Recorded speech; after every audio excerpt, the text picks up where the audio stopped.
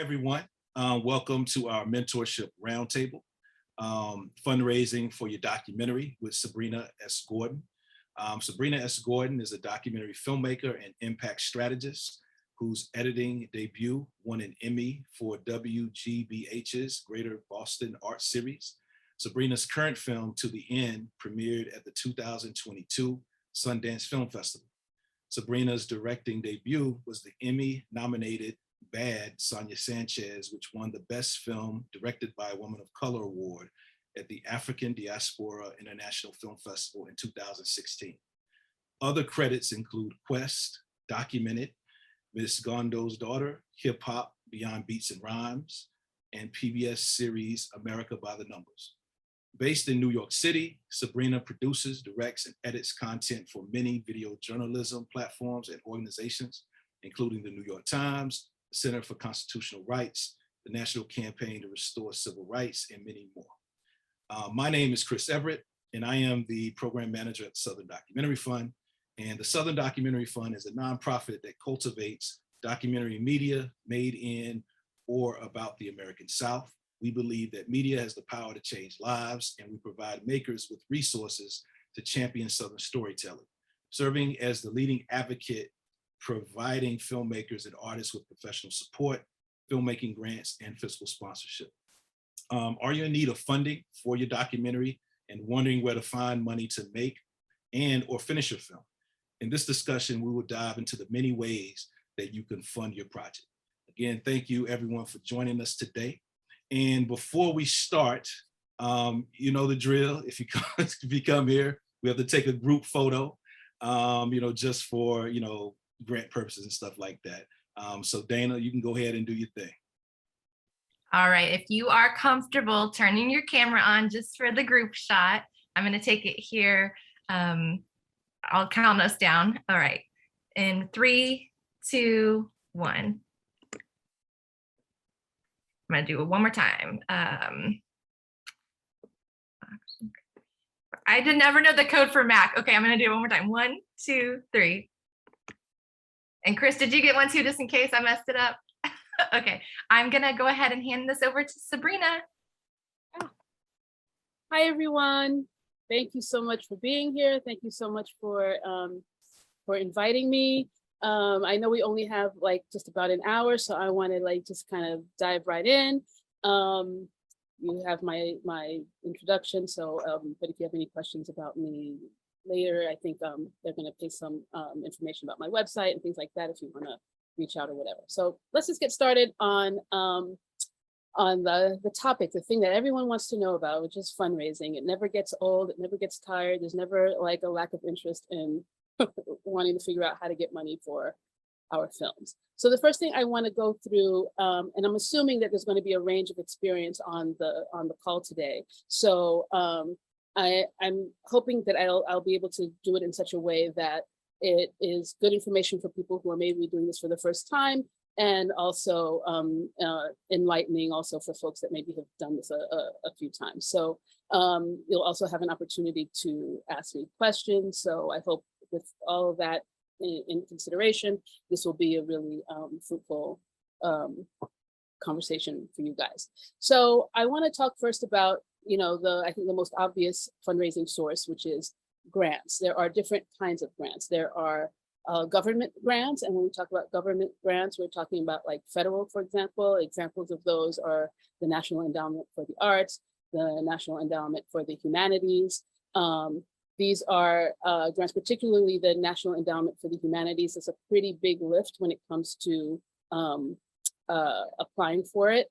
I think they recently pared down after so many years, their application. So it's no longer hundreds of pages. It might be maybe 20 or 30 now, but it's quite a lift. It's one that definitely you don't want to wait till the last minute to do.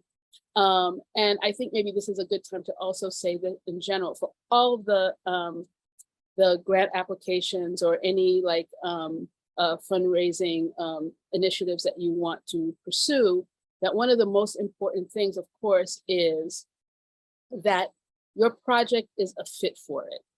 And I want to say that early, and I probably will say that again, because you do not want to waste time applying to something for which your project is not a fit. That said, you do want to think like maybe a little bit outside the box and just be sure to like to sort of vet your film and make sure that like you're not eliminating yourself when maybe you could qualify for a grant, but at the same time, you want to be mindful and not try to shoehorn your project into every possible grant.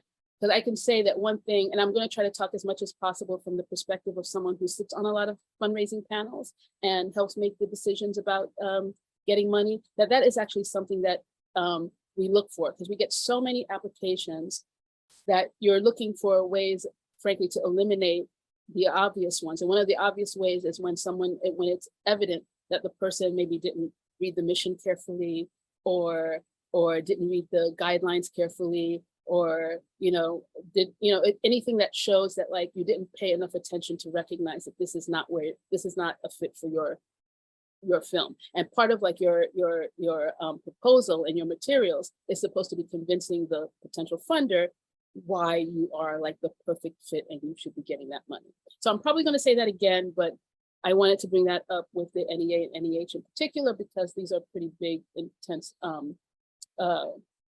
proposals that take a lot of work. So that's the federal level. At the local level, I'm based in New York, and there's organizations like NISCA, which is the New York State Council on the Arts. So I think wherever you are in whatever state or city that you're in, they probably have something comparable.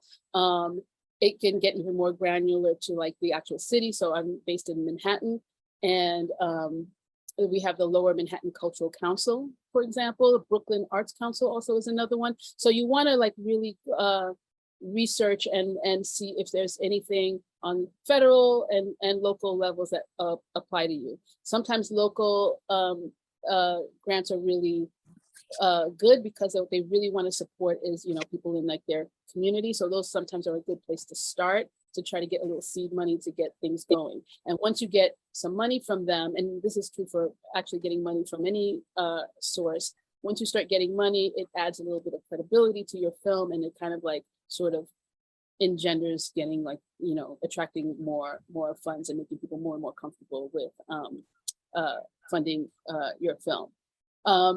In terms of public grants, one thing that I want to address is public television and ITVS.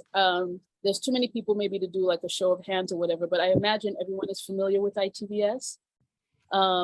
Chris, you can tell me if I need to explain that at all. You can explain a little bit. You can explain a little bit. Okay, so the independent television service. Often, if you are interested in getting funding from public television, ITVS has an open call where you can apply for money for your film. I mean, that's like the short explanation. But there are also minority consortia like Black Public Media, Latino Public Broadcasting. You can also apply to those, and those all give funding for projects for public television. I bring it up specifically under the context of grants, because people often think about those sources as grants, but you really should be thinking about them as licensing agreements. Because what you're doing is when you take money from ITVS, from CPB, from Black Public Media, what you are saying is that I'm taking this money in exchange for giving my US broadcast rights to public television, because I want my film to be on public television to reach all the people that public television can reach, and so on. So what that means is if you're thinking about like, Netflix or Hulu or other streamers, that really mitigates in a lot of ways what is possible, because usually the main thing that they are all interested in are your US broadcast rights. And those are off the table when you take money from public television. So that's something that I think is very important to know. Now, that said, most of my career has been on public television. It's a really great way to reach a lot of people. It's a way that you can really do very targeted outreach to your audiences. If you are on a program, a series like Independent Lens or POV, it also comes with support around impact and reaching communities, not just local communities around the country, but also specific to the subject that maybe your film is about. So this can be a really great thing for most folks. But you do have to understand that that money does kind of change like sort of like what options are available to you. And from my personal experience, when I made Quest, I don't know how many people are familiar with that film. It's a film about a family that we followed for about a decade. And there was a lot of, it's a very narrative film, you know, it's not like a lot of talking heads and things like that. So it really was a nice fit for like theatrical and I think probably among the most narrative films that I've ever done. And there was interest from the streamers and so on, but like a lot of those things just kind of ended up not being able to happen because we were restricted with our broadcast rights, you know, because those were just off the table. We just could not offer that. So I just want to make that clear. Then there are grants from organizations. So examples of that are Sundance, the IDA, the International Documentary Association, Gotham, I believe Southern Documentary Fund, I think even offers a grant. So I think that's all pretty straightforward. There are grants that are, and then let me say too, then there are grants from foundations. And so an example for like that is like the Ford Foundation. The other thing that I would want to point out is that grants are often organized in a number of ways. So for example, there could be grants that are by subject. There are grants by like maybe the stage you are in your career. So there are grants for like emerging filmmakers or mid-career filmmakers. Firelight has the William Greaves Fund, which is for mid-career filmmakers, for example. And it could also be around the stage of your project. So there are grants for research and development, there's grants for production. I mean, most of them are probably production, and then there are grants that are specific for post-production. So these are things that you want to be on the lookout for, you know, all the time, because you don't want to miss like those kinds of opportunities, because there's just like the general, like, you know, grants you can use for, what was that? Okay, and then there's okay, I don't know what that was. And then I lost my train of thought a little bit, sorry. Again, there are like for your career, and there are like stages of production, and there are a subject. I'm trying to think if I'm forgetting any other categories, but basically you just want to be on the outlook for those. When we're talking about grants too, the other thing I want to point out is that there are some grants that do an open call and everybody's invited to apply. And then there are some grants that are invitation only. So they're invitation only. And then there's some that are sort of like a hybrid of that, where they invite folks to send what's called an LOI, like a letter of interest. And then they evaluate your letter of interest. And then from there, they decide whether or not to invite you to actually apply. In terms of the ones that you get invitations for, I think what's important there is that you, in order to be invited, people have to know that you're about what you're doing and things like that. So often those are for people who maybe are maybe mid-career, or, you know, have like I actually don't know like how I shouldn't probably speak about how they select who the cold sort of like the direct invitations. However, I think a lot of it has to do with folks being familiar and being aware of that your film is out in the world, or that you're working on something. So that's why it's important to participate as much as you can in programs like, you know, would be it labs or pitch forums, you know, anything that gives you an opportunity to talk to other people about your project. Another thing that can also be helpful is leading to the next sort of like funding option is like crowdfunding, like doing like a Kickstarter, for example. Kickstarter is great for raising money, but what it also does is it helps, it's an opportunity to kind of get your project out in the world at a very critical stage and get people to start buying into it, start attracting sort of like an audience and cultivating your audience and fans and so on. And that is also a way for people to know that you're out there and what you're doing, and, you know, ups your visibility and therefore obviously opportunities. One thing I would say about crowdfunding, I haven't done a Kickstarter in a while, but I have to say, if you haven't done it before, you have to understand that it is a lot of work. It is a lot of work. It is a lot of work. There's a way in which like it's a little bit more immediate because you can figure out like the timing than like say like a grant where you have to wait like a few months before you find out if you get it. But the flip side is that they really are a lot of work, and they really have to be done strategically.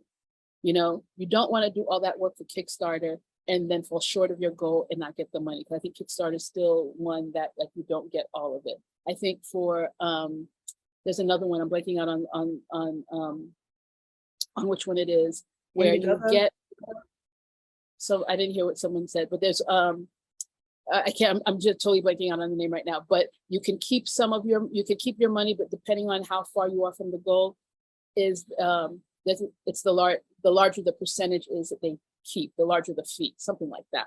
So they let you keep it, but like that's sort of like the trade-off or what have you. And then there's some that you could do like a GoFundMe, but I think it's just pretty like straightforward.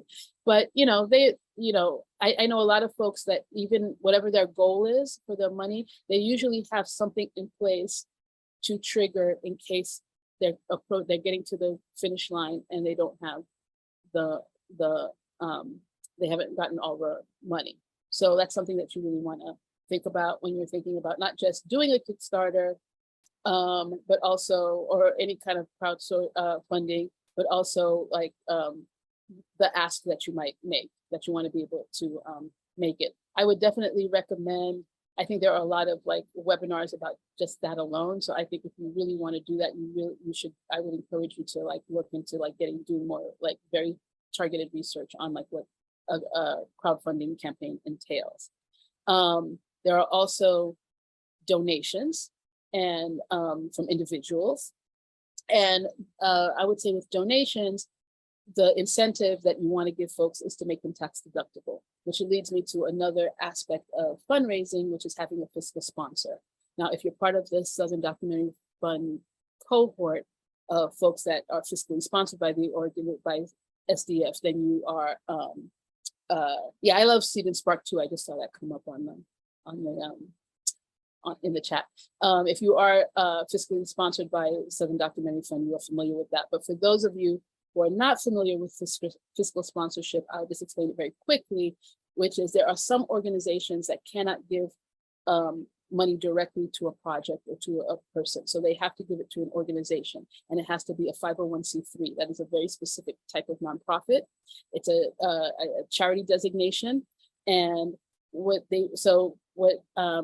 organizations like Southern Documentary Fund, Black Documentary Collective, of which I am a co-chair, what we do is we can accept the money on your behalf and for a small fee, and then you have access to that money.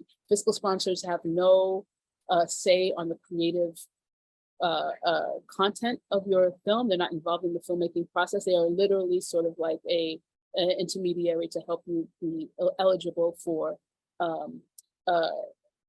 grants or donations that either require tax deduction or will encourage people to make a donation because it's tax deductible. So that leads me to, one other thing I would say about those is for individuals, and then also for equity investors, which I'm going to get to in a second. For most of the grants, what you have to do is fill out, in terms of the materials, you're usually giving them a proposal, treatment, and other sort of, supporting documents like budgets and so on. For individuals and for investors, usually what they want to see first is what we call a pitch deck. And I think you guys are probably familiar with that. And I think SDF is actually going to do a session all about pitch decks.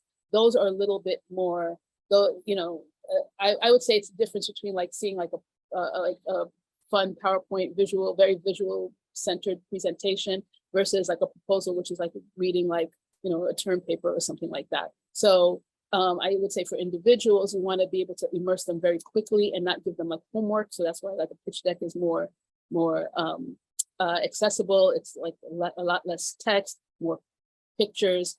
And it will also speak to a little bit like about the length of your samples, which we will talk about a little bit.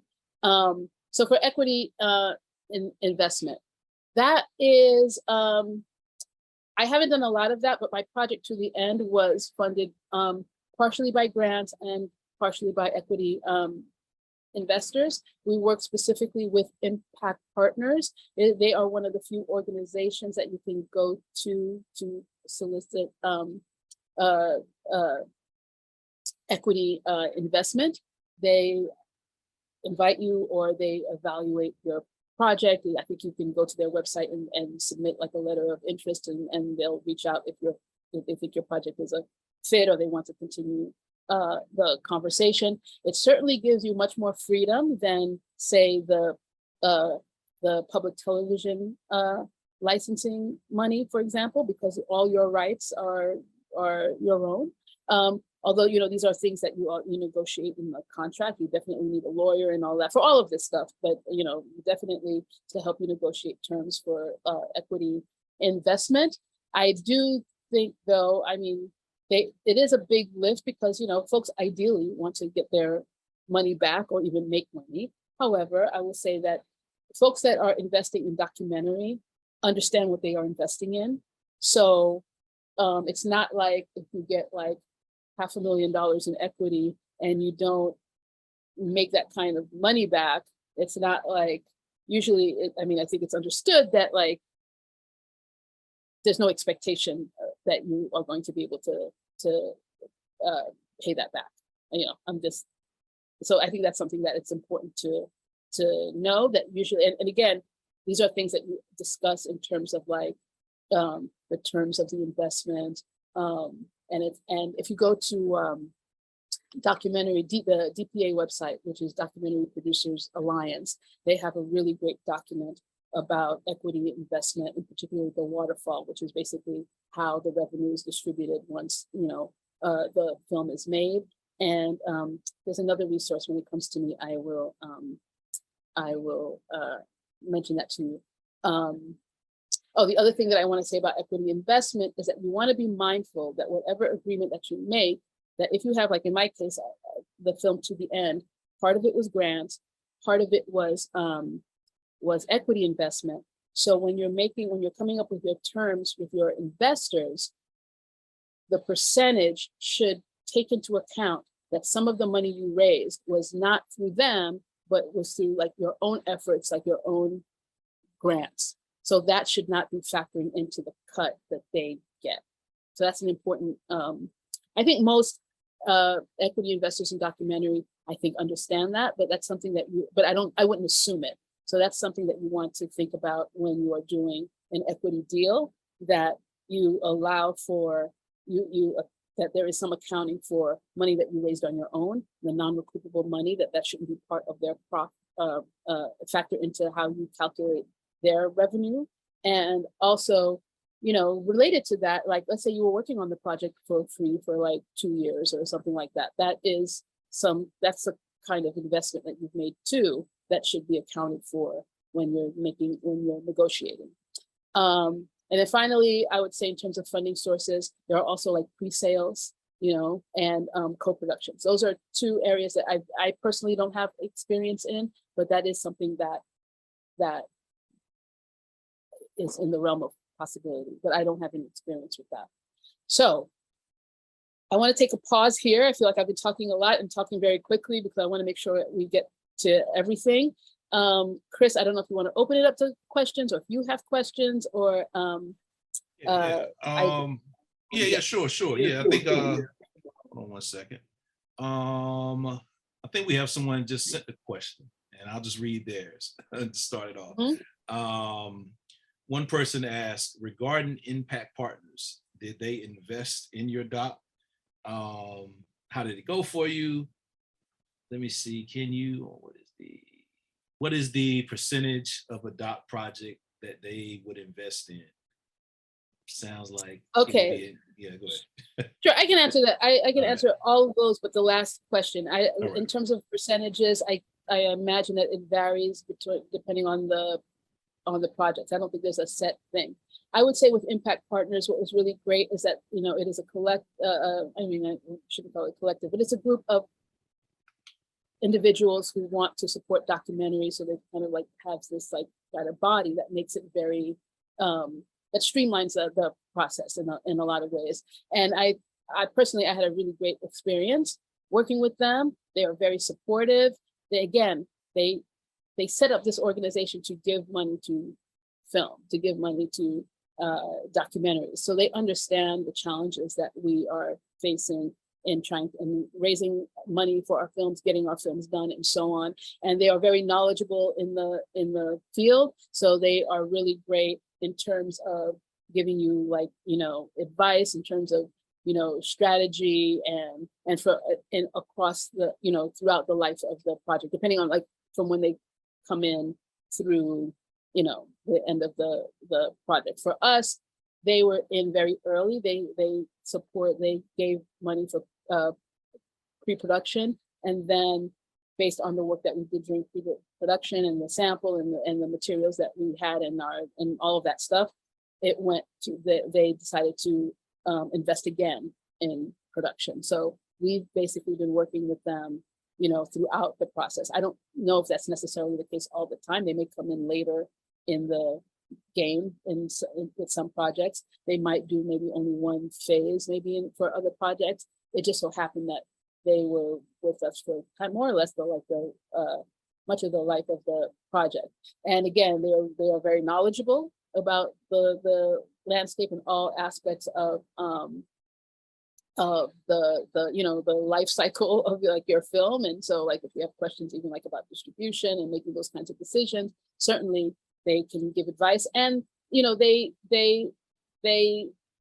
need to be part of those conversations because they have invested in the film. So they help you, like, make certain decisions about choices when you have different options to select from and things like that. So I found that the experience with them was I had a very positive experience. Cool. We have a few questions coming in. I see Shanita with her hand raised. You can go ahead, Shanita. Hi, everybody. So I'm not sure if you really touched into this answer, but my question was about, I am currently one of those people who need some funding for post-production, and I was offered a grant, but it would have come to me fastest as a 501c3. But if I use an impact partner, my question was, would I have to pay the impact partner out of pocket, or do they directly take a percentage out of the grant? Oh, no, they do not take a percentage out of, oh, no. Okay, if I understand your question correctly, if you were to work with impact partners, part of again, when I was talking about the waterfall and the revenue stream, part of that is that's all part of the negotiation. So it's not like it's off the top or something like that. Although, speaking, since in terms of off the top, the kinds of costs that are considered off the top, that happens after the film is done and money starts to come in. And there are some funds that are off the top, and depending on your agreement with folks, sometimes it could be like the investors get paid first, or whatever the agreement is. For impact partners, what's really great about them too is that they understand that off the top should be, like, let's say as a filmmaker you never were able to pay yourself, so off the top would be like maybe paying yourself. Let's say, for example, you have festival expenses and you need to be in those festivals to be able to sell the film. So of course the festival fees and all those things would be like off the top of before they are expecting any money. So again, they are very thoughtful. I feel like a little bit of an impact partners commercial, and I don't mean it to be that way one way or the other. But you want, I guess I will put it this way, you want investors that really understand documentary film particularly, and what is needed over the course of the film, and also over the course of the process from making the film to selling the film, and also what it took to make it, so that they are amenable when you're negotiating that, like, yeah, you haven't paid yourself for 3 years, so we have to figure that out. Oh, we have to spend money on the festivals. And to go to the festivals, we have to spend money on a publicist. So we know that there are some baked in costs that we can't hem you up on, so that you can really do what you need to do, so that we can all kind of benefit. So I hope that answered the question. Cool. Go ahead, Jasper. Hi, Sabrina. Hey, y'all. I had a question around, well, first, thank you so much for this presentation. I had a question around ITVS funding and other public media funding, but ITVS specifically, is there a range, especially for like the open call grant, on like how long that licensing lasts that you're familiar with? And then I guess the second part of my question, I know you've kind of spoke about kind of the power and ability of story shaping or input that these public media grants have, but have you noticed any other super high points or super like drawbacks for filmmakers that maybe they didn't expect that got that level of public media funding? Well, I'll answer the second question first. For me, you know, public funding has been like 99% like a good thing. Quest was like the one where I felt like, you know, because again, it was a film that I felt was probably like the most narrative and probably had that kind of appeal, that it would appeal in a certain kind of way to a lot of different, like, I think it's okay for me to share some of this. Like I remember, I think Magnolia was interested in distributing the film, but because we could not offer broadcast rights, that kind of fell through things. But at the end of the day, I mean, we had our theatrical run, you know, we had our broadcast, POV, we were on POV, so POV supported the impact, you know, so it's not like a bad thing, but it's just like something you want to go into understanding what the implications are. So you're not finding yourself like, you know, you want to make your decision in an informed manner, that's all, but it was not a bad thing. What I would say too, and they may, let me think about how to say this. In terms of the windows and the length of the license, I don't remember off the top of my head, and I don't want to speak out of turn because I haven't read a contract in a while to say like it's 4 years or 6 years, and you know, because it may change and things like that. I'm not sure, but it's for a certain number of years, and they want to rebroadcast it over time. And the other thing that you want to think about is that they want to broadcast it on traditional television, but they also have streaming windows that you agree to. So those streaming windows, but again, they will work with you. Like if you're trying to do different kinds of things, that they you know, they'll work with you so that the streaming windows and the timing and with your theatrical and all that stuff work for you. But bear in mind, they gave you money because they are trying to fund work that can have a life on public television, you know, and they helped you get that film done. You know, for a lot of people, that's the money that actually helps you get the film finished, right? So they do want what they, you know, so this is an agreement that they, you know, you've entered in. So they do want that honored, but they will, you know, work with you as much as they can to sort of, you know, maybe think about like timing and things like that. But for me, I find, for the most part, I would find it's a good thing. Like I love, like, you know, for example, with Bad Sonia Sanchez, it was on the world, it was on America Reframed, and every once in a while I'll hear like, oh, it's we want to air it again because there's something that happened like around like women's issues and they want to do it again. It's like, great, you know, easy. Like I didn't have to do anything. It's just happening. And I say, oh, we want to do a new interview with you for like to promote the this, that, and the third or whatever. It's great. So for me, it hasn't been a problem, but you just have to be really clear about what you want to do, you know. Thank Anybody you. else? Excellent, You're excellent. Mike, I know you had your hand up. Then after Mike, we'll get V Starks, and then we'll move to the next phase. How you doing? Thank you very much for the presentation. Got a question for you about finding funding for your approach for short films versus feature. So, and if your mindset is different going into. I'll be honest with you, I haven't fundraised for short films. I don't really do, but not that I'm averse to doing short films. In fact, I'm like consulting on one right now. But one thing that certainly, because a lot of the grants they do in their guidelines or in their like what they fund section, sometimes they do include short, they'll tell you if they include short films or not. So many of them do. I know, for example, POV has a short films, I want to say like programming. So I would imagine that like there's funding that would go with that.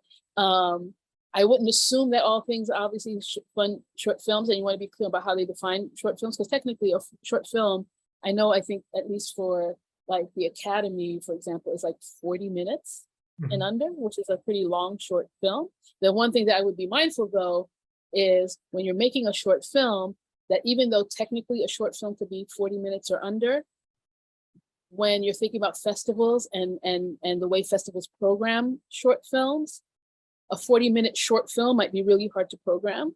You know what I mean? So that might be something that you just want to think about, like in when you're strategizing about making a short film. But then I would also, I would maybe do some specific research around short film funding. It's something that I'm not, again, I'm not too familiar with, but I would imagine that there are, especially now, there's a lot of interest in short form content, things that like, and that's why I think series are also so popular, because they want people to come. I mean, especially with streamers, they want you to come back, but they want you to make short commitments. You know what I mean? Like, you watch something for 20 minutes and then you come back, as opposed to committing to like a feature length film.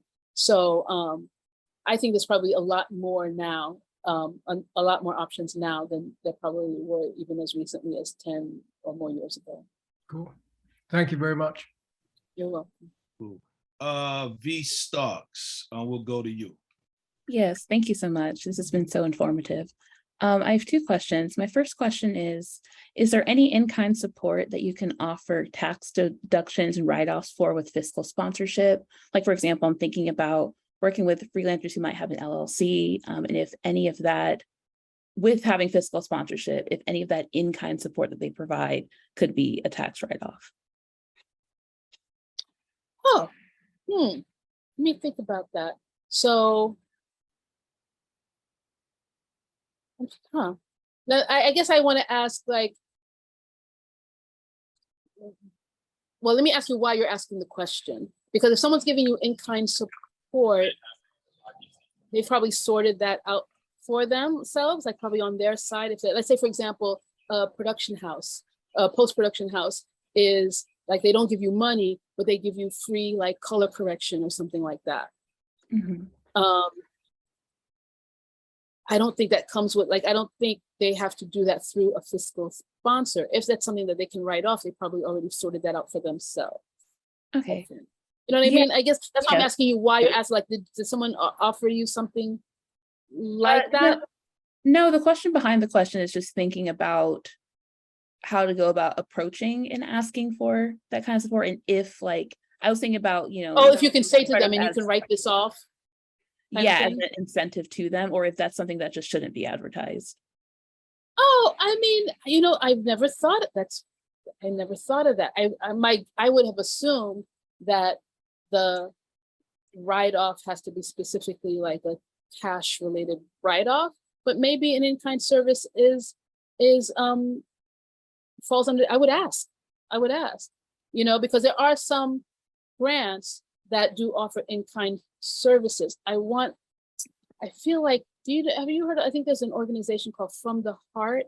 I think they have a grant that's in-kind services. And I don't know if they require a fiscal sponsor or not, they may, but that might be a place to look. Like, I would search for grants that provide in-kind services. And if they require a fiscal sponsor, that would be a clue that, like, oh, that could be something that you offer to, like, if you approach someone from whom you want an in-kind service, to say and offer that. I don't think it hurts to offer that. That, you can even say, would you be willing to do this? And if there's an incentive for you to be able to write it off, I do have a fiscal sponsor. If that makes it easier for you. So that means, like, they would be doing the in-kind services for Southern Documentary Fund, but you would be the Southern Documentary Fund project. You know what I mean? So there's nothing wrong with bringing that up. I never thought about it. Yeah, I also think about, because most of my work is in indie narrative, like either short films or feature films. And I also think about with food specifically, and like offering that, like, feeding crew, feeding the team. And if that's something that is a tax write-off potentially, but I can do more research on it. Yeah. And I think, and again, like, if you want to propose that to someone to donate food in exchange for a tax write-off, then I think you would be totally right in being proactive and saying that you have a fiscal sponsor, you know, let's say you were Southern, again, with SDF, and you can offer that to them. And then they would know that they can do that if they don't have that already in place. Because sometimes like you have like maybe film services that already have the system in place for in-kind things. But like, let's say you're going to an organization or a company that's never done film before, it's on you to tell them, like, you know, you can write this off and this is how you do it. You see what I'm saying? So I would totally like, with, you know, I creatively speaking, I would totally like do that. Like if you wanted someone to donate food, like you said, say like, you know, if you you know, this could be written off if you want to make the donation to this charity. Yeah. And then because they might not know that, you would have to tell them. Yeah. Got it. And then my second question is just like, again, like thinking about the broadcast rights, does that affect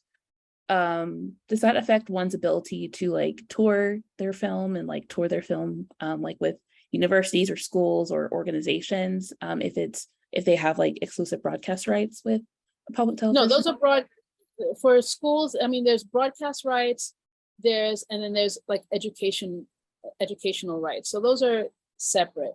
So that's something that, depending on like the agreement, like that's something that you might want to talk about. So for example, you can have an agreement with a distribution, a distributor could want like all your rights, and you can push back and be like, you can have the broadcast rights or the theatrical rights, but I'm keeping the educational rights.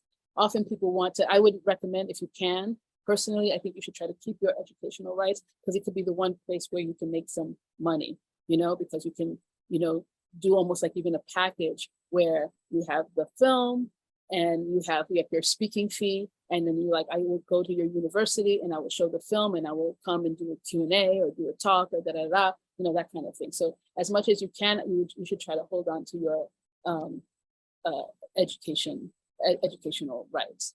So no, like there's educational rights and there's broadcast. Thank you. Yeah. Cool. Excellent. Sabrina, I know we have a couple more questions, but I want you to, you know, chime in a little bit more about, you know, when you're trying to get funding, what are some things you need to have in place, like your work sample and things like that? Yeah, so we can get to funding materials whenever you're ready. Do you want? Do it now. Was there one more question, or should I just dive in? Yeah, let's dive in, then we'll get back to the couple of questions.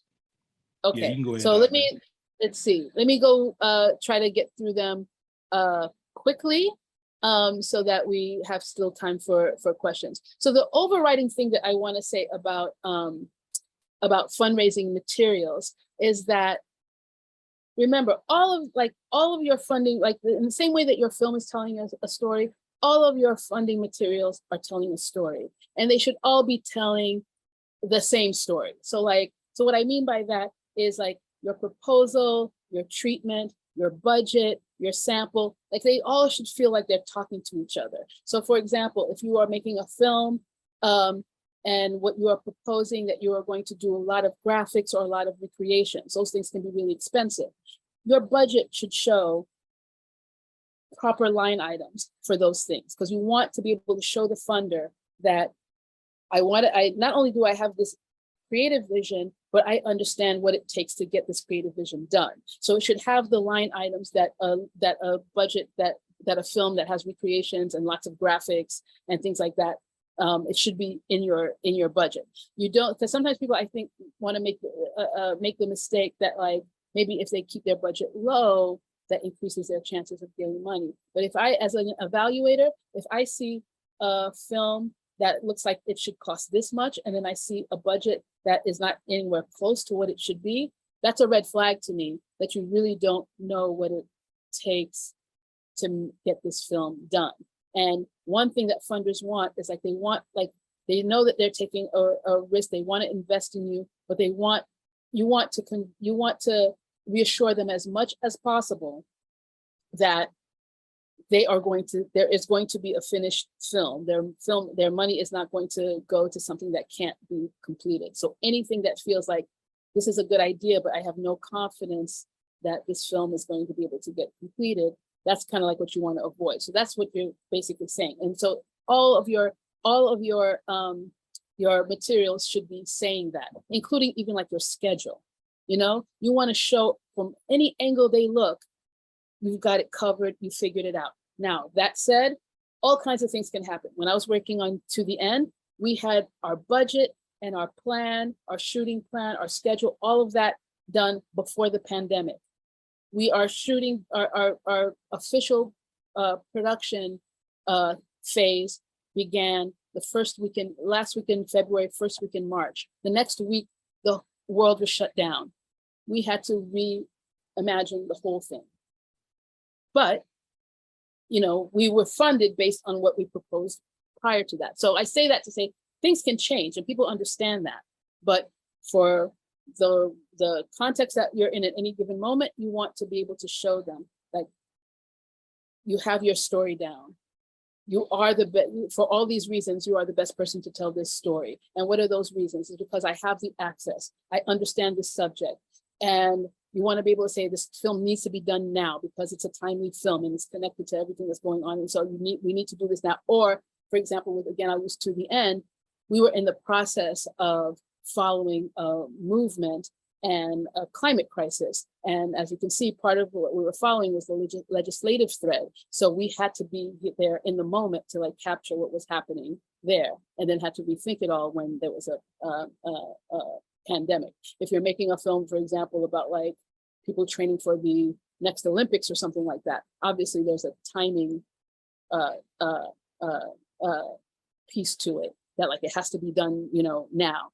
That said, you want to also show in your materials, and this is particularly for your proposal, that your film is timely and important and all of these good things, but it also has an evergreen universal quality too, because people don't want necessarily, they want to fund projects that are enduring.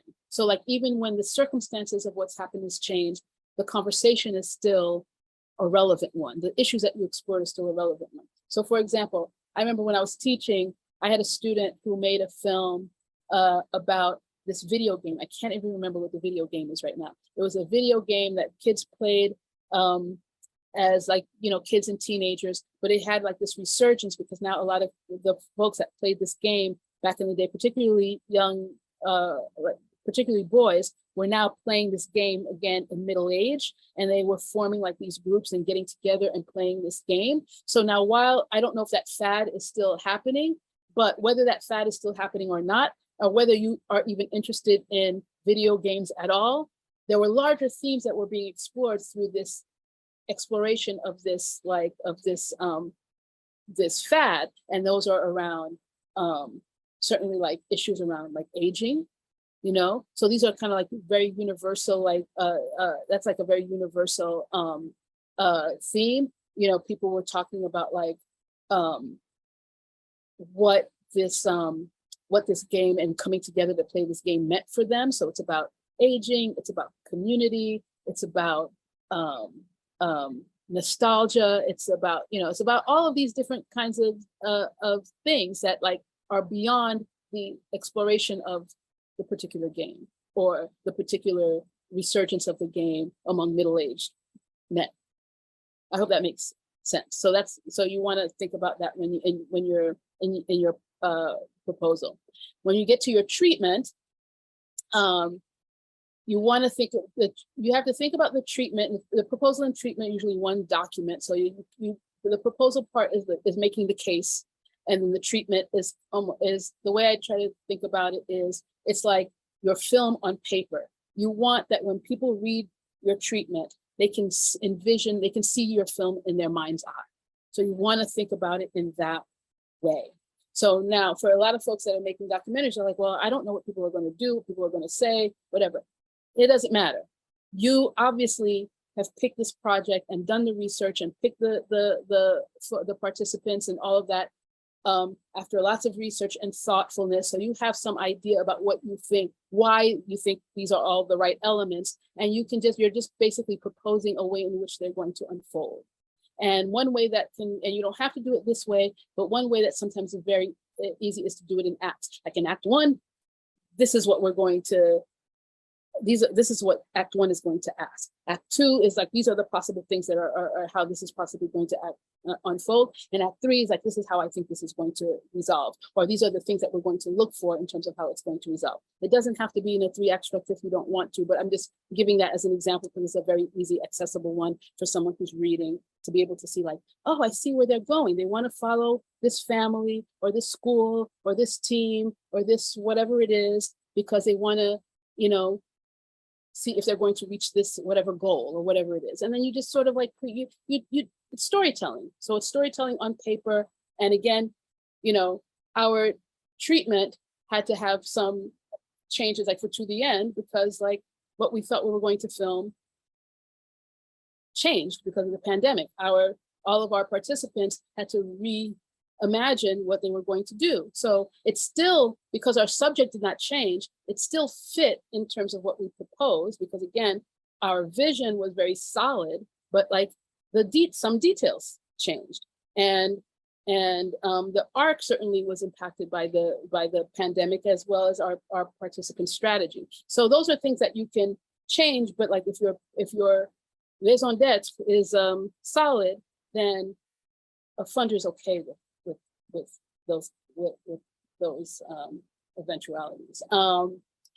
I would say one thing I would recommend to you all is, you know, there used to be what's called IDA had a core application. This was an attempt, like when you apply to different for different grants, each one of them would have like their own proposal. So you were like writing and rewriting your grant proposal over and over. Many asked the same questions, but sometimes they had like these different ones that just created a lot of work for you. So they had come up with this core application that all these funders had agreed to use. So you do one application. You might have one question that might be specific to them, but for the most part, it was about kind of streamlining all the work that you needed to do. I think they have kind of pulled back on it a little bit because they got feedback about what worked about it and what didn't. So I think they're sort of like reevaluating it, but I think you can still find it on their website. And it's a really good resource to look at. These are the questions that funders basically want to know. They want a proposal. You want to make the case. You want to have a treatment. In the treatment, I'm sorry, in the proposal, you're making the case. You're also talking about your creative vision, about how you're going to approach it. Like, are you using voiceover? Are you using animation? Are you, is it a verite film? Is it a talking head driven film? Is it an essay type film versus a verite type film? Is this, all of those things. You want to address all of that stuff in the film. And anyway, in that application, it has all that stuff. Another application that I would say is good to look at and use as a guideline is the ITVS open call grant. I think that and the core application kind of talk to each other. That has all these different, like the different elements that you want to think about. And one thing I want to say, I know I'm talking really fast, but I'm trying to get everything in. Oh my God, we're almost out of time. Is again, that in going through these processes, it really helps you hone down your film.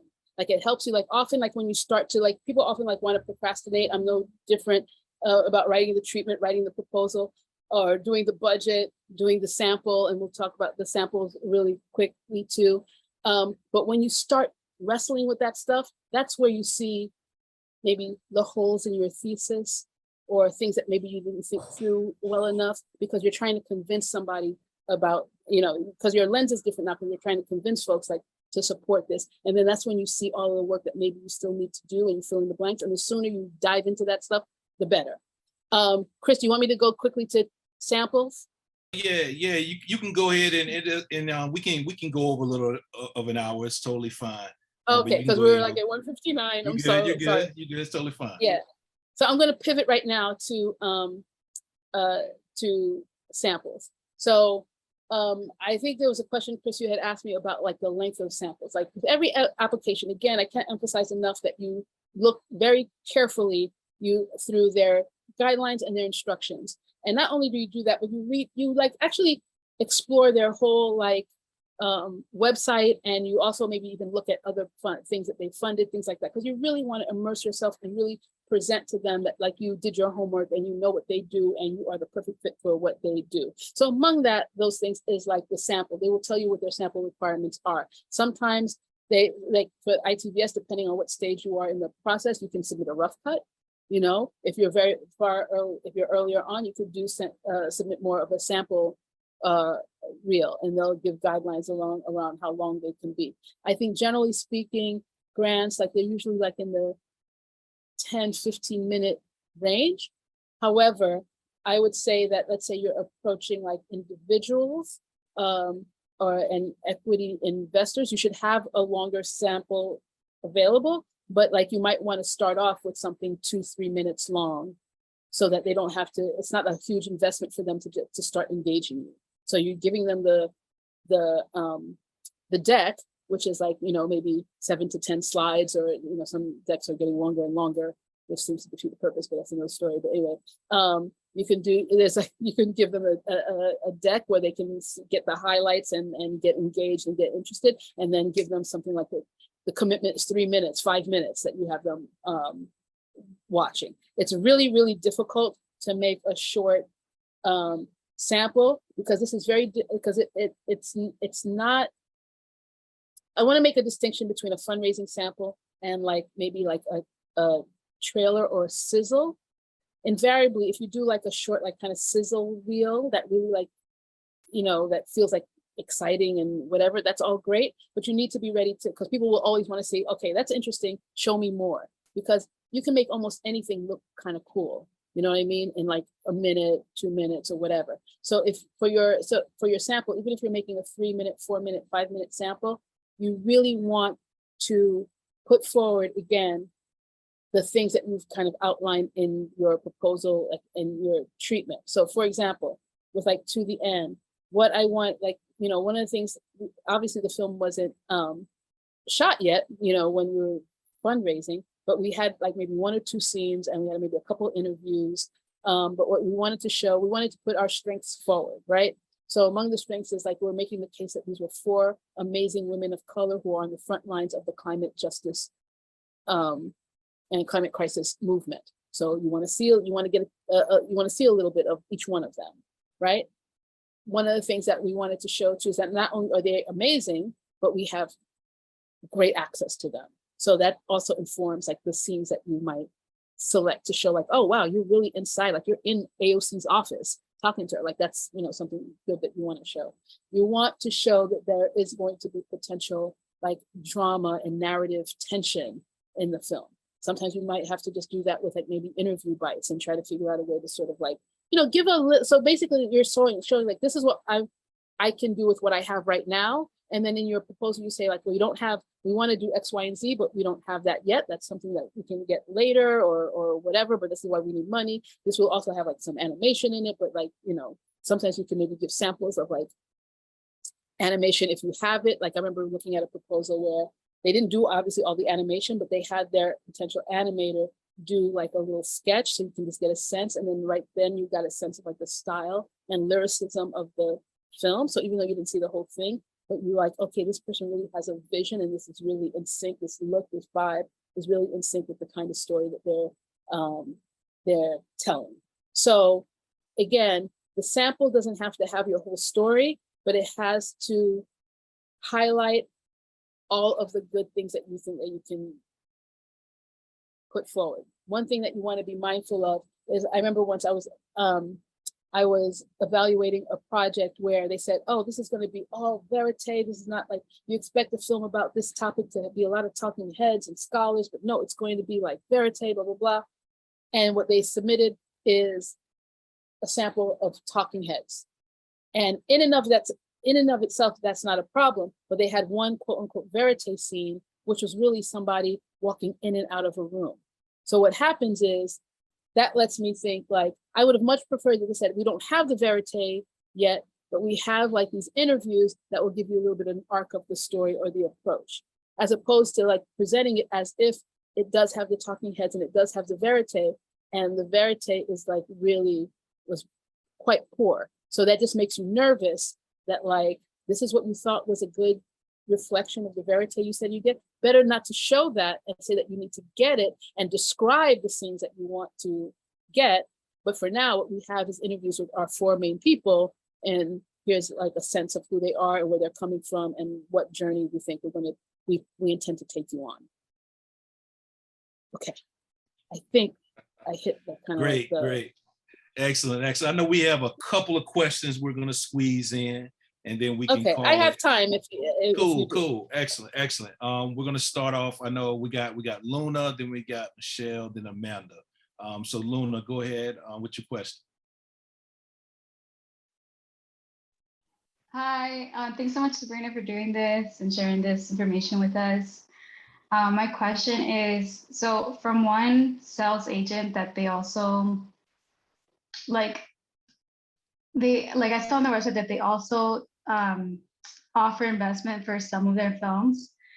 But when I was talking to them, she was telling me that documentary films that do have investors are mostly like true crime series, or like have like a certain niche of like guaranteed audience and return and all of that. And for ones that are kind of like more slower paced or something like that, like she was like, there's not going to be really investors for that. And so I kind of wanted to hear from your experience in the field, like what I know you mentioned with Impact Partners that you had like a successful experience with them, but yeah, like kind of what have you seen? And then also, I know that there's some folks who kind of use, like there was one documentary filmmaker that I talked to that she said that she had an investor, but really it was more like a donor. And it was, so I'm also seeing that some people misuse the word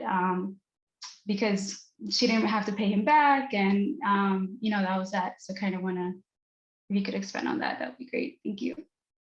Cool. So let me address the first question. So I think I'm not surprised that would be said by a sales agent. And I think it kind of makes sense, because when we're talking about investment, and I think let me step back for a second. I wrote an article, an essay for the 40th anniversary of the IDA for Documentary Magazine. And as I said, I mentioned I'm like co-chair of the Black Documentary Collective. And there's been all this talk about like the golden age of documentary, that like people are investing in documentary more than ever. This is like such a great time, but it's not a great time for everybody. It's a great time for folks that are making true crime. It's a golden age for certain folks who are in, I mean, I won't get into the weeds around equity and inclusion and diversity and all of that stuff. It's very complicated, right? And it's not necessarily like, it isn't like just this utopia type kind of thing for all folks. So that's kind of like, whatever. Now, in terms of like the streamers, so this is the thing between streamers and like public television. Streamers are interested in making money. So if they have certain genres that make money, they want more of that. You know what I'm saying? So it does make sense that like a sales agent would say that, because I think there's a lot of truth to that. However, there are some investors who really do believe in documentary filmmaking, who really believe in the genre. And again, not to be making a commercial for Impact Partners, but I would say a group like that is formed particularly for that reason. Another like venue that like, it makes me think also of Catalyst, which is part of like the Sundance pitch program. It's all investors, and then you can pitch, you submit to Sundance, and if you're selected, you can pitch your project to funders. To potential investors.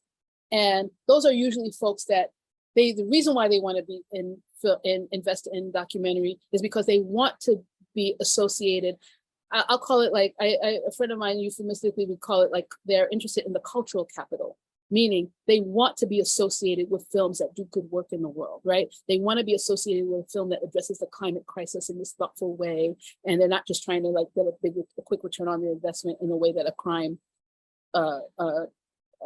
true crime thing might do. And not to bash true crime, I'm not trying to, whatever. And there's ways in which it can be done thoughtfully and stuff too. So, but some folks, that's why they want to do it in the first place. So it really depends. So it's about having the right investors. From a sales agent perspective, which I mean, sales is in the name, they're looking at like what gets revenue most efficiently and fastest for them, for their investors and so on. So both things are true. You know, I think that they didn't mislead you by saying that, but it's also about who you go to, what investors you go to. And unfortunately, there's probably not as much of the impact partner style investors that there might be as folks that want to make a quick buck, but they're out there. One thing that I would say too is that one of the cool things about folks that really get that process is that sometimes they might be looking in to invest, but depending on the challenges of the film, they might say, you know what, instead of making an equity investment, I'm going to convert this into a donation, and I'll just take the tax write-off, because that's a benefit to them too. So sometimes folks can are willing do that. I remember, without mentioning the film, but a friend of mine had pitched at Catalyst and got all this interest, and one of the funders did exactly that, just to make it easier and simpler for her, turn what was to be an investment into a donation. Now, sometimes people just do that and keep it moving. Sometimes what you can offer folks is sometimes credit. So for example, someone makes a donation of 500,000, you might give them a presentation credit. If they make 250,000, you might make them, I mean, they are an executive producer, or because sometimes the credit is enough for them, and they want to be there when the film goes out, or have some input for the impact campaign, or just be there when you premiere at Sundance or wherever.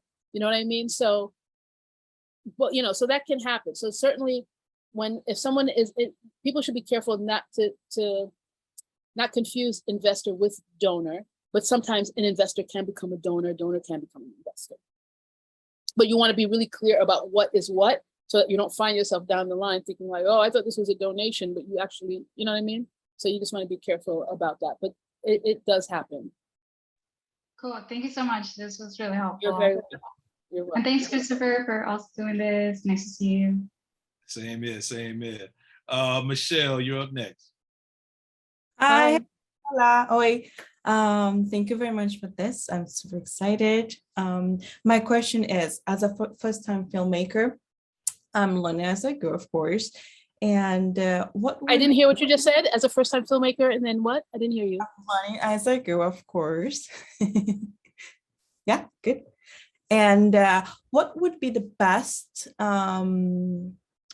fundraising types or tools that I could use in order to keep building, creating?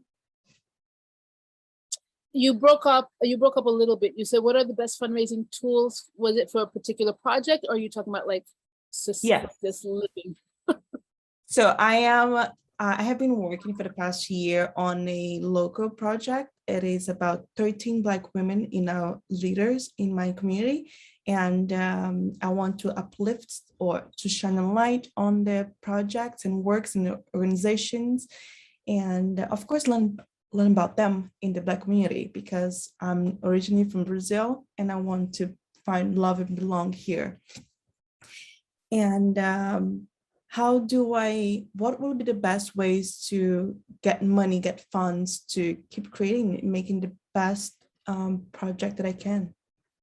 Well, again, I think all the things that we talked about in terms of the sources that you should be pursuing, and you should be strategic about how you're researching them. Again, like you are a first-time filmmaker, there's a lot of stuff that's for supporting first-time filmmakers. There are grants that support first-time filmmakers, but there are also labs and things like that that not only might give you some money, but also give you a lot of support and mentorship and things like that. I'm a mentor at a lot of labs, like from Firelight to Gotham. I just actually finished one here, and I'm doing one with SDF and so on. So you want to be really strategic about your no stone is left unturned. That you're looking at what is there for people in my stage? What is there for my subject?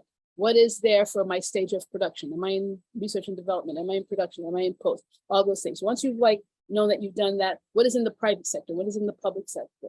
Once you've kind of got a sense of that, when you're approaching them, it's all about how you present it. So one of the things that what you just told me reminds me to say to you that one of the things that is so critical when you are doing a proposal and why you have the treatment, which I said, you want people to be able to see the film, is because there is a difference between a subject and a story. There are subjects and themes and all kinds of things that you might want to explore, but you want to explore them through a particular story. You're making the case that this story is going to illuminate all of these larger subjects, issues, themes, whatever it is that I want to explore or comment on or raise awareness about, whatever it is. Mhm. The reason why I say that is often people have very earnest intentions around, I want to elevate the work of these activists or these educators or this politics, like whatever it is. But Mhm. that is not a story. That is a subject. That is, and you want to be mindful, especially if you're talking about like organizations or activists, like this is not like a PSA for their work or for their organization. It is a story that you want to tell, a story that is going to also open up their vulnerability and their contradictions and their challenges and all, you know, so you want to be able, because when I read a proposal and I'm like, they're very clear on the topics, on the subject and why this person is important or whatever, but they haven't told me what the story is. So you want to be really clear that you figured out like, okay, I have all these organizations, all these leaders in this community. What is the story I'm trying to tell? Thank you. And how does each one serve that story? And they should each sort of like speak to each other again, like where they contribute like different things. Like often, like if I have, like with To the End, I keep using that as an example. We have 4 women of color. They represent 4 different vantage points or perspectives of the climate crisis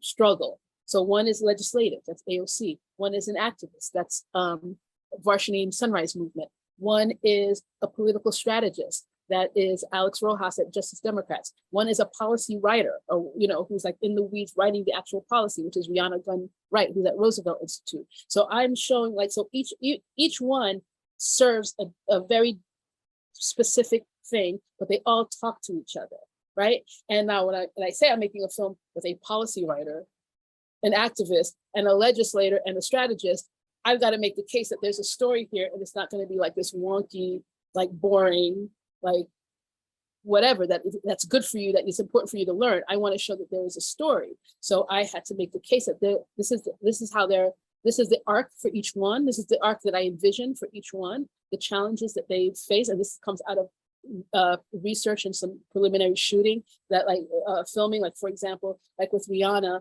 I remember that one of the scenes that we had very early on, the policy writer, is she brought all these activists together to write policy in this sort of like collaborative way.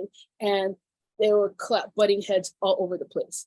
Everyone has their own point of view and their own perspective and their own agenda, whatever. And what she thought was going to be like this really collaborative, this is going to just really work well together, was really difficult. So we could see right off that even within climate, the way people see it really depends on who they are, their place. There are people who are living in frontline communities that see it one way. There are people who are in frontline communities and are people of color who see it another way. There are folks that have a more esoteric view where like they are not immediately affected by it, but they care about it. So they're thinking about, so that was like one scene that, for example, that I used absolutely in my sample because it showed like, wow, there's excitement around policy writing. There's narrative tension around policy writing. So that would be something that would really give a funder confidence, like, wow, this could be really interesting.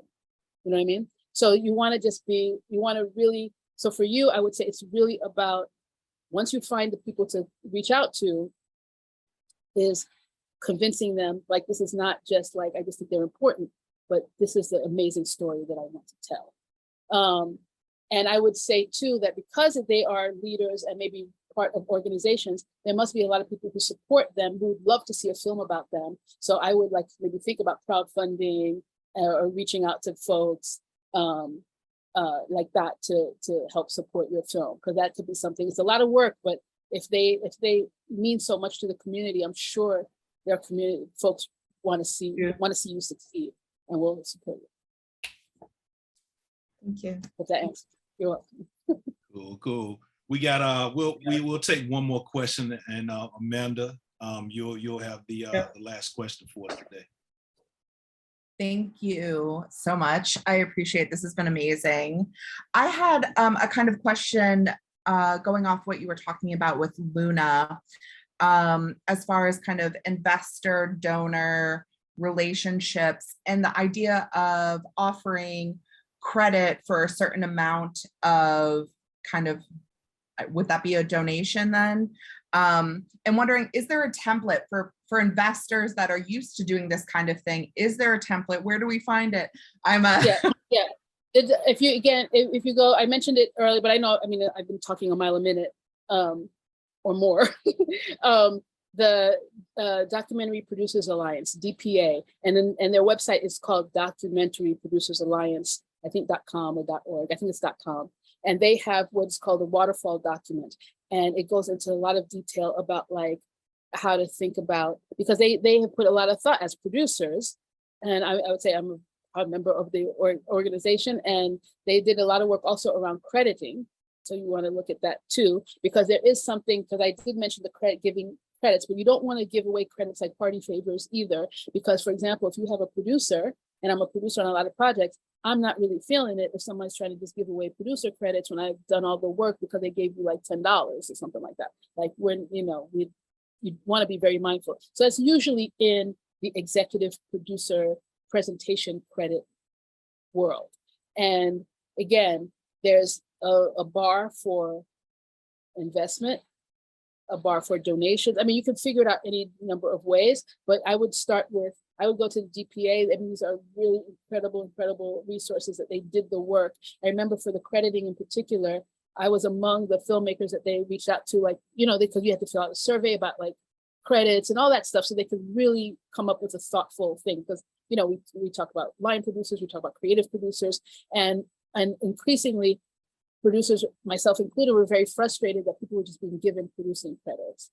And it's not really, and it really has implications when it comes down to festivals and then ultimately like awards and things like that. So you really want to be mindful and thoughtful about that. So I would go definitely right away to DPA's website and download the crediting document and the waterfall document. The waterfall document also even comes with a glossary, I believe, of terms to help you wrap your head around what all these different things, like off the top, first money in, and even what a waterfall is. It's about like who gets the money, the stream, sort of the revenue stream, how it trickles or whatever.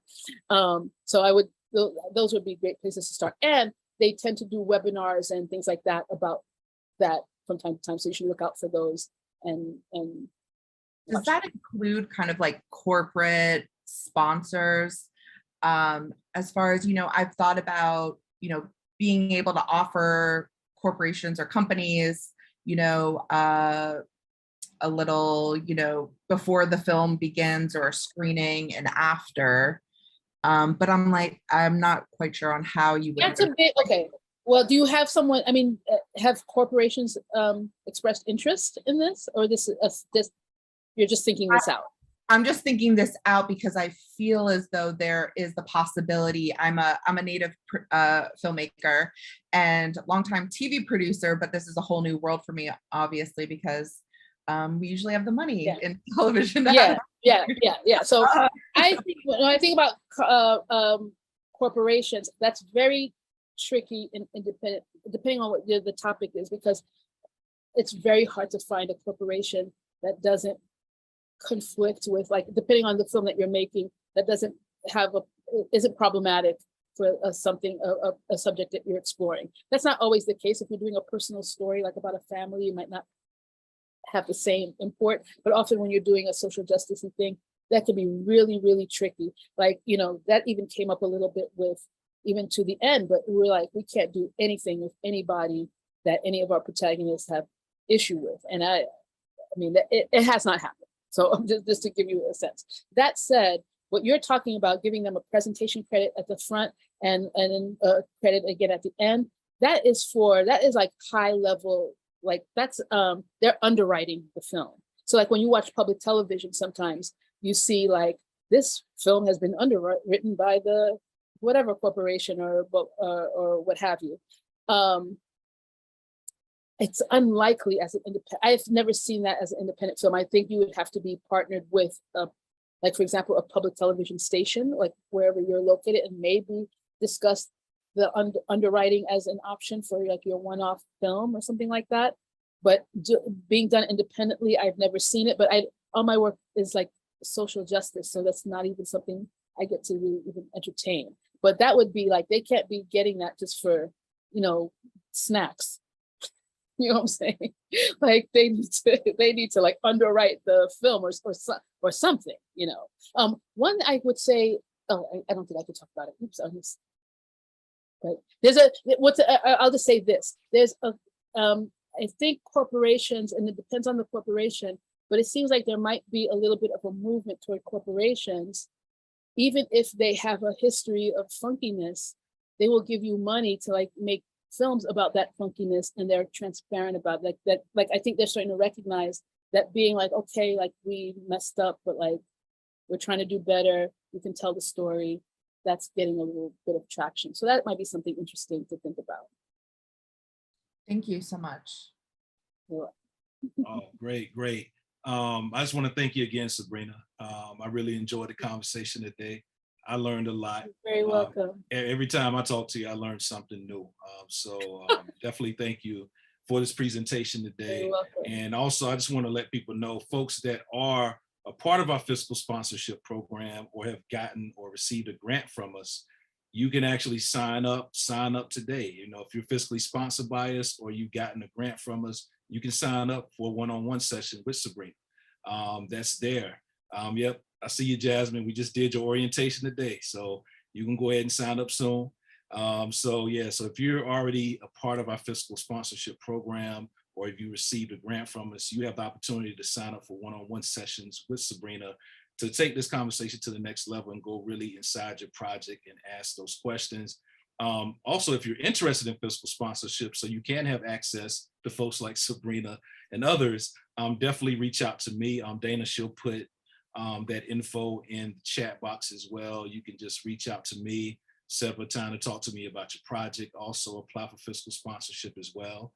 Definitely do that because these are some of the things you can take advantage of by being fiscally sponsored by the Southern Documentary Fund.